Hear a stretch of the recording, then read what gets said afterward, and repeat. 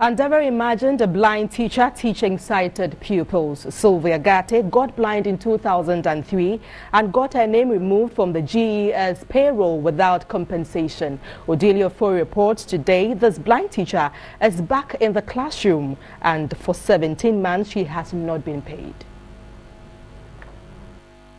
To have a blind teacher teaching sighted children for me was shocking.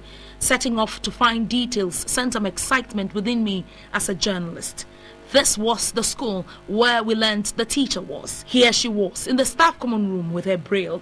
We later learned from her she was preparing her lesson notes. Lesson notes for whom I wondered. Then, like the cliche goes, seeing is believing, students brought her to the classroom doing her lessons. Sylvia Gate got to the classroom and gave the ground rules. This we forget. Yes. Understand? Let us pray. If a question is posed and you want to answer the question, you stand up, you mention your name. Till I ask you to go on. Huh? Yes. Don't you mention, one person will mention from here, another will mention from all angles. No way. Then the class began. On the board, we knew she was here to teach religious and moral education. Then it got to when she had to write the topic. Mary, one of the most intelligent students in the class, was virtually her eye. She took her to one corner of the board. Then she began to write. Skillfully, she made sure everything was in line. Then it got to question time. The order in the class during question time was amazing. Sylvia posed the question. Then many students raised their hands. I was wondering how Sylvia would be able to call them. Then one mentioned his name and answered the question. Then it was time for a class exercise. 2 questions were put on the board, and in no time they were done. At this point, I was wondering how Miss Gate would mark the scripts of her students. Mary stood by her side, read the answers, and placed the teacher's hand at the end of each sentence to either mark wrong or correct. Mary indicated Sylvia Gate was one of her favorite teachers. We understand and we like her teacher. She does not like any teacher. So I asked Sylvia how long she had been teaching without sight since she was born without the condition. You have been teaching in this school for how long? Oh, this school just a year or 2. But the most shocking revelation was yet to come. With all this effort she makes, the Ghana Education Service through the Catholic Education Unit has not been paying her. I'm waiting for them. Since I came to this school, I've taught her. I've been coming, going, coming. Do all that I'm expected. But yet, no salary. The headmaster confirmed the information. She has not been paid as a teacher. You are the headmaster of the school.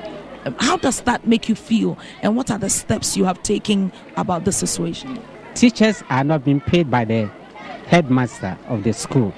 But situation of that nature, you sent the reports to the office for the input to be done, of which they have done it, and you know what the situation on the ground say. We have been following up, but it hasn't materialized. We set off to the Catholic Education Unit, and the director in charge was not ready to talk to us. We learned from her Sylvia's documents had been sent to the GES in Accra. But it's not only you people who have been here. You see, if I had my own way, like I would get money, pay them myself, and I would retrieve the stuff from the government. Then we met James Osei, who was the Blind Teachers Association's secretary. According to him, Sylvia Gate's name was removed from the payroll in 2003 by the Catholic Education Unit without explanation and no entitlement for 10 years. After being reinstated in 2011, she's still yet to be paid. Quoting the ethics of education, that when something happened to you, you are given 6 months to go through your treatment. After 6 months, and they find out you cannot come back to the classroom, then they will give you half of your salary. So they rather lay you off and compensate you. But for her case, it didn't happen. Finally, she was reinstated last year, May, and up to now, she has not received her salary. Margaret Baidu, Sylvia's mother, is worried when she dies, Sylvia will have nobody to take care of her. Niggerful. I didn't go and for. Niggerful. Nibia. Near Mamma so. Obia or a country ma or any. One and all better than I. We left Sylvia 50 Ghana cedis to take care of herself till some help comes, probably from the Ghana Education Service. Odilio Fori, TV3 News.